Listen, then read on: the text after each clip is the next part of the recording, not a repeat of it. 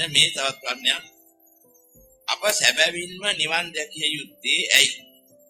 මේට බලපාන හේතු සහිත විග්‍රහයක් කරන්න කියන ඉල්ලීමක් තියෙනවා. දැන් අපි මෙහෙම හිතමුකෝ. අපිට අත්‍යවශ්‍යම නාන්න ඕනේ ඇයි? අපි ඇඟේ කුණුත් නැත්නම්, අපිට උස්තයක් නැත්නම්, අපිට නාන්න ඕනේ. අපි ඇඟේ කුණු ගෑවෙන්නේ නැත්නම්, උස්නේකුත් අපිට නැත්නම්, ඒ වෙන්නේ නෑමින් ඇති ප්‍රයෝජනෙකුත් නැත්නම්, අපිට නාන්න ඕනේ. අපිට බඩගින්නකුත් නැත්නම්, ඒතර අපිට වෙන රස බලන්න ඕනකමකුත් නැත්නම්, අපි ඇඟේ දුර්වලකමකුත් නැත්නම් කෑවේ නෑ කියේ. අපිට කන්න ඕනේ. අපිට මේ ලෝකේ දුකක් නැත්නම් දුකෙ මිදෙන්න ඕනේ. දැන් දුකෙ මිදෙන එක නිවන කියන්නේ. දුක ලෝකේ දුකෙ මිදෙන එක නිවන. ඉතින් අපිට නිවන් දකින්න සැබෑවීම ඕනේ මොකද? අපිට දුකක් තියෙනවා. දුකක් නෑ කියලා හිතා ඉන්න තාක්කල් නිවන් එපා. එහෙනම් දුකක් තියෙනවා කියලා දකින්න ඕනේ ධර්මයේ තුලින්. ඒකන් තේරෙන්නේ නෑ. එහෙනම් ධර්මය හැටියට දැකින හිතාකල් අහනවා. මොකද අපි නිවන් දකින්න. මොනවා කරගන්න? නිවන් දකින්න. ඒ හිතෙන්නේ මොකද? ලෝකේ හොඳයිනේ. ලෝකේ නරක නෑ. යමක් නරක නම් ඒක අත්හරින්න. යමක් දුක් දෙනවා නම් කරදර දෙනවා නම් හරයක් නැත්නම් වැඩක නැති දුකක් නම් දැක්ක දාන්න මේක අත්හරින්න ඕනේ.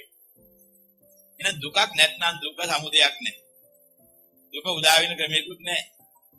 දුකක් පහළ වෙන්නේ ඉස්සෙල්ලා තිබිච්ච එකක් නෙමෙයි. කවදා හරි පහළ වුණේ හේතුවකින්. එහෙනම් සමුදයක් නැත්නම් ඒවත් හටගන්න හේතුවක් නැත්නම් දුකක් ගොඩ නැගින්නේ. එහෙනම් අපිට දුකක් හැදෙනවා කියලා බලන්න ඕනේ. ළමක යම් තැනක දුකක් තියෙනවා කියලා වැටහුණා. යම් තැනක දුකක් කියලා වැටහුණා නම් අනේ මේ දුක් වල කොහොමද හටගත්තේ? ඒක හොයන්න ඕනේ. හටගත්තේ මෙහෙමයි කියලා දැනගත්තා. ඉතින් මොකද මම හටගත්තේ කිව්වේ? හටගත්ත ක්‍රමේ නැති කරන එක වෙන්ගෙන්න බෑ. හටගත්ත හැටි දැනගන්න බෑ. හට ගන්නව ගන්නේ. හටගත්ත කියලා මොකද කරන්නේ? හටගත්ත එක විදිහට. මතු හටගන්නේ මොකක් නිසා? මෙන්න මේ හේතුව නිසා. ඉතින් මේ හේතුව නිරෝධ කළොත් මතු හටගන්නේ නැහැ. මතු හටගත් නැත්නම් දුකෙන් නිදහස්. එහෙනම් මොකද කරන්න ඕනේ? හේතුව නිරෝධ කරන්න යමක් පහකල යුතුද? ඇතුළු කළ යුතුද? අන්නේ ක්‍රමය හොයන්න. ඒ ක්‍රමය මොකද්ද? ඇත්ත ඇති ආකාරයෙන් දැකලා හිත කය වචනේ සංවර කරලා මේ පැත්තට අවශ්‍ය කරනා වූ ආහාර නිරෝධ කරලා දුකෙන් නිදහස් වෙන ක්‍රමයේ විදිහට ප්‍රඥාවෙන් වටහාගෙන අවබෝධ කරගන්න බලන්න. ඒක දින ආර්ය අෂ්ටාංගික මාර්ගය. නේ ආර්ය අෂ්ටාංගික මාර්ගයේ වැඩක් නැහැ. යම් කෙනෙකුට දුකෙන් මිදෙන්න අවශ්‍යතාවයක් නැත්නම්. දුකෙන් මිදෙන්න අවශ්‍යතාවයක් යම් කෙනෙකුට නැහැ. දුක කියලා එකක් යම් දවසක දැක්කේ නැත්නම්. දුකට හේතුව හොයන්න ඕනකමකුත් නැහැ. දුකක් දැක්කේ නැත්නම්. ඔය දුකක් තියෙන හේතුව හොයන්න. හැපෙන්නේ තියෙන්නේ. හැපේ කොයිද දුක් හේතුව? හේතුවක් හොයන්න. අන්න අදහසක්. යම් දෙනෙක් ජරා මරණ ශෝක පරිදේව දුක් දෝමනස උපායාසය නැහැටි තේරුම් ගන්න. ඒක සැපද කියලා අපි අහන.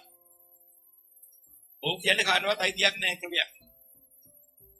යම් කෙනෙකුට ජරාවක්, මරණයක්, ශෝකයක්, පරිදේවයක්, දුකක්, දෝමනසක් උපායාසයක් හට ගන්නවා නම් කාට හෝ තමන්ට හට ගන්නවා නම් තමන්ට ඒක දුකද සැපද කියලා අහනවා.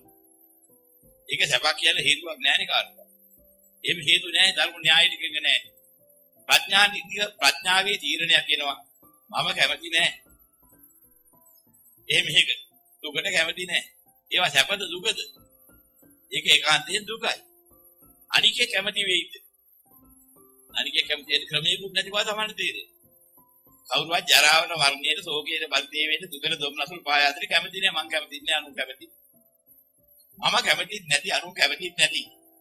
ඒකෙන් මිදෙන්නත් බැරි නම් යම් තැනක ඒක ඒකාන්තයෙන් එනවනම් ඒකට මූණ දෙන්නම සිද්ධ වෙනවනම් අන්නේ જાතියේ වැඩි කොච්චර හොඳයි කියලා ගත්තත් ගැලපෙනවා.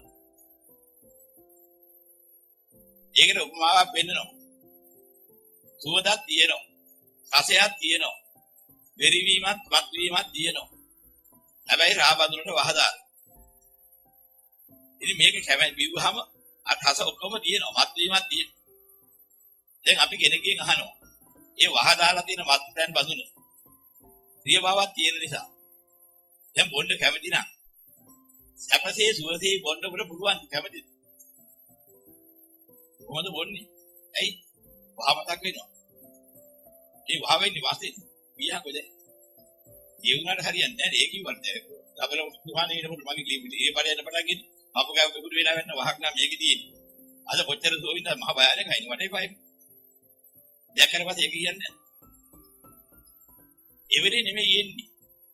ඒකට අවස්ථාවක් කරන කලට පව් මීරිය මීසේ විදින කලට දුක් දැරි වෙයි ගිනිසි. අන්න ඒක දැක්කේ. හොඳින් දෙකිවි. යම් જાතියක් ජරා මරණ ශෝක පරිදේව දුක දෝමනස පායත හට ගන්නවා පස්සේ. පටන් ගන්නකොට සුවයි. මීසේ මීරි කරන කලට පව් මීරිය මීසේ කියෝ යන්නේ. ඒ ලඩුවාවදී තෝරලාදී පුති. අන්න ඒක තමයි අවිද්‍යාව ප්‍රත්‍ය නිසා ගන්න තීරණය මොකද්ද? කොච්චර වටිනවද? කොච්චර හොඳද? මේ ලෝකෙ කොච්චර ශ්‍රේෂ්ඨ? මේ ලෝකෙ කොච්චර වැදගත්? මේ ලෝකෙ අතහැරලා බෑ. මේ ලෝකෙ කොච්චර කාමසුවේ යුක්තද?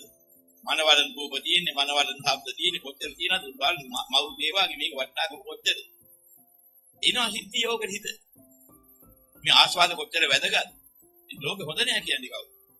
මායя කියන්නේ ඕකේ බුදුරන් වහන්සේ ළඟට ගිහලා කිව්වා. මෙච්චර පෙනිපෙනී තියෙන සත්‍ය රෝගේ හොඳ රෝගේ ඇයි දෙපා කියන්නේ. මේකෙ මිදෙන්න කියන්නේ. ඒක තමයි ඒ විඳහම් කරලා මෙතෙන් දෙන්න පුළුවන් මාත් ඇදිලා ඉන්නේ අදකින්. දැන් මට මොනවද තියෙන අඩුපාඩු. ඉතින් අනික අයට පුළුවන් නේ මේක කරගන්න. මින් කරගෙන මෙතෙන් ඇදින් ඉන්න පුළුවන් ලෝකෙත් නරකයි කියන්නේ. ඔක තමයි බුදුරන් වහන්සේ මාළේ ඇදින එකක් කරපු තරකේ. ඔය කියෙන්නේ. ඉතින් ඔය තරකේම අදත් අරගෙන යම් කෙනෙක් කියන්න පුළුවන්. ගක් නිසා ඔය දැක්කින් නැහැ කී අවසානයේ ජරා මරණ ශෝක පරිදේව දුක් දෝමන සුභායති කෙලවර එන එකක් බව. ඒකේ කෙලවර වීම විතරක් නෙමෙයි. ආස්වාදයකින් මත් වුණොත් මත් වෙන මොහොතක් පාසා සතර පායේ දුක් විඳින්න හිටින්නා වූ විචක් නිපද වේ. හරියට විස දාපු මත් ඇතුළ බිව්ව මොහොතේ පටන් ගන්නේ. ඒකේ තියෙන විසලින් ශරීරයේ තියෙන හොඳ ඉන්ද්‍රියන් අක්‍රිය කරන්න පටන් ගන්නේ. අන්තිමට දිය කරලා හිටන් ලී වලේ යන්න පටන් ගන්නේ අවසාන. මේ වමන යන පටන් ගන්නකොට ආයි වේරන්න බෑ. කුණු වෙලා ඉවරයි. ඇඹිලා ඉවරයි. අන්න ඒ වගේ ජරා මරණ ශෝක පරිදේව දුක් දෝමනස උපායාස ගෙන දෙන යම් කිසි જાතියක ප්‍රියයි මනාපකින් ආසාවෙ මත් වෙලා ඉන්න අවස්ථාවක් තියෙන ප්‍රියමනාප. මේ මත් වෙන මොහොතක් ගානේ නිස්පාදින වෙනවා මහා පාප ශක්තිය. ඒ ශක්තිය උඩ ගෙවන්න වුණොත් එහෙම කොච්චර කාලයක් ගෙවලා ඔකෙ මිදෙන්න වෙයිද දන්නේ. දෙවියෙක් කියලා අර සුන්දර මානින් මත් වෙලා ඉඳලා ලස්සන මානින් මත් වෙලා ඉඳලා ලස්සන කුරුල්ලෝ වෙලා කොච්චර කාලයක් ගෙවන්න වෙයිද දන්නේ මත් වෙච්ච එකේ ඉපා. ඉස්සෙල්ලාත් මම කවුද? හොයන්න යනවා. දෙවියෙක් කියලා කිව්වොත් හරි සන්තෝෂයි.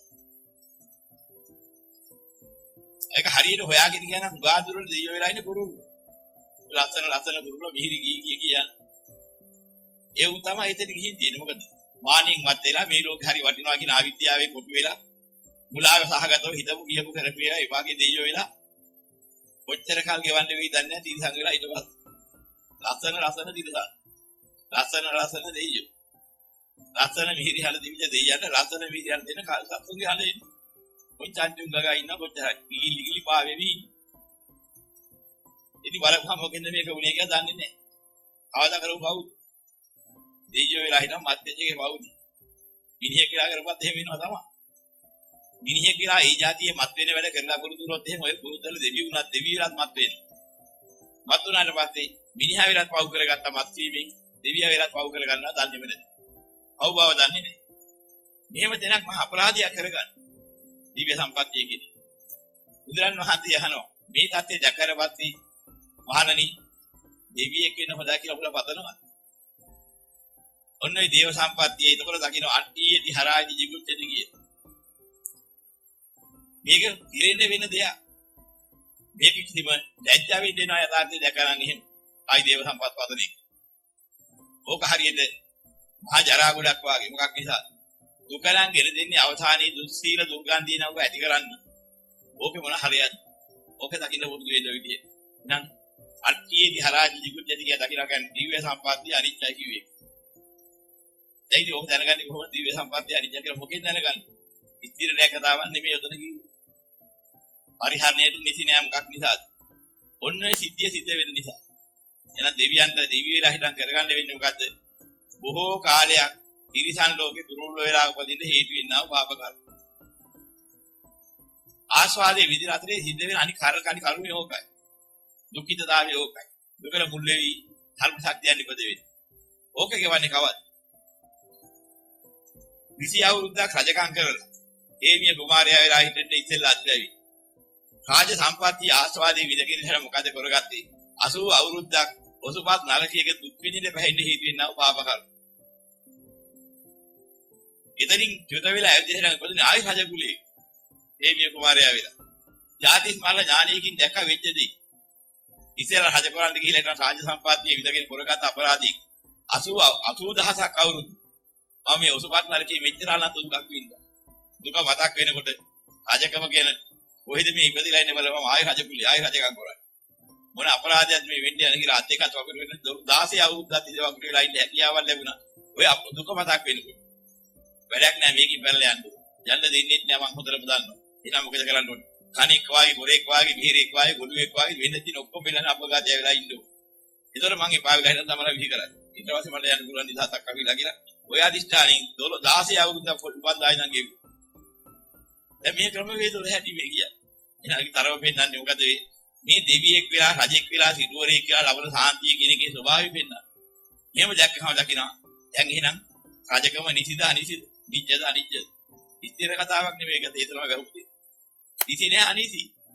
ධර්මානුකූලව දැක්කලා පස්සේ පංචකාම ආස්වාදයෙන් ලෝකේ සුන්දරත්වයට බැඳෙන්නේ නැතුව යනවා. අසාරයිනි ලෝකේ.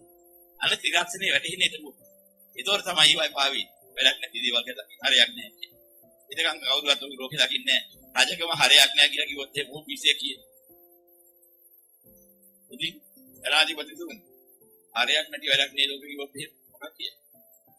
මෙන්න මේක අඳුරකින් දාපු මුල්ලේරියට යවලා මේක ඔය වචනේ කියයි. වෙනවා කියන දෙයක් නෑ. ඒ කිව්වොත් එහෙම හරියන්නේ නෑ. කියන්න හොදක් නෑ. කිව්වොත් එහෙම වෙන්නේ පිටෝ කියන්නේ. සුදුසු කෙනාට සුදුසු බණ කියන්නේ. තේරුම් ගන්න පුළුවන් කෙනා තේරුම් ගන්න පුළුවන් දී කියා දෙනවා මිස. බණ කියලා හැමදෙරම කියන්නත් බෑ. ඒකයි මේ ස්වභාවය තේරුම් ගන්න ඕනේ. ඉතින් ඒතකොට දැනගන්න ඕනේ. යම් තැනක මෙන්න මේවෙන් අපි උපන් තැනක අපිට හම්බ වෙන්නේ මොනවද? සැපපස්සේ ගිහිල්ලා හිටන් විශාල දුක වල පාර කපා ගන්න. දුක් විඳින්න ගිහිලා අනන්ත දුක ඒකෙම විඳ විඳා දුක් විඳින්න. සැප විඳින්න ගිහිලා කරගත්තේ දුක මුල පුරා ගත්තේ. දුක් විඳින එක උපන් තැන වලම දුක. මේ දෙකම ගියහම සාරත්වයක් කොහෙද එහෙම ලෝකෙ.